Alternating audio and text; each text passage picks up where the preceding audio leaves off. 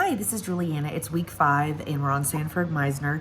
And I have some thoughts about, our readings. First off, I really am impressed with the school for Meisner. They seem to be really make their students well-rounded with fencing now and dancing. I've always known dancing is a real art form, and it's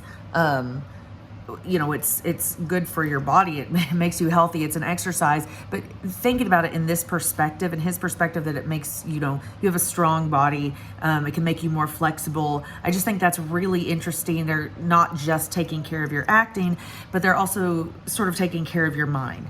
And I really thought that just seems like a really neat school. It also seems, they said that, so many of their graduates go on to continue working in their acting careers. And, I think that that's such an amazing thing that a lot of schools maybe promise that they're going to do, but this one really seems like it keeps its word.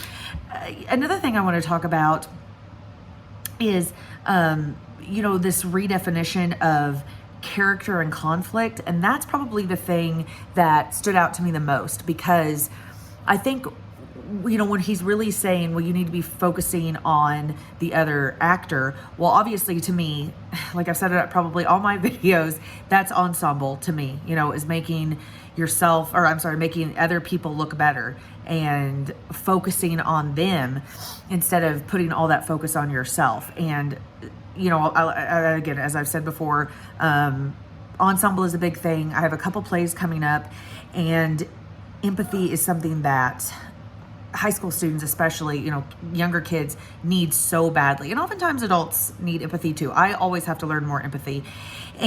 But for these plays coming up, the first thing popping into my head is okay, I need to find some Meisner exercises so these kids can really step into their character shoes and really feel, or not feel, but really can have that point of view. And I've always, talked about with my students empathy and with the people I direct, empathy and, stepping into their character shoes. But I really did not have that terminology for it. I didn't really have a lot of exercises for it. So I'm very, this is another, Meisner's another one that I'm really excited to research a little bit more, because I think that that's going to be really fascinating and really helpful for the kids. The Addams Family, if I'm sure you've heard of the Addams Family itself, but if you haven't seen it as the musical, there's lots of different songs, and everybody's there, Lurch and Uncle Fester and everything. And so these kids, I don't want them to go into it thinking, oh, I can just copy, reproduce what I've seen on TV or what I've seen in movies or what I've seen in, bootleg versions of the Broadway musical. And so that was probably the last biggest thing that stood out, is that, Pope, the author of the essay, saying that art is not attained by copying.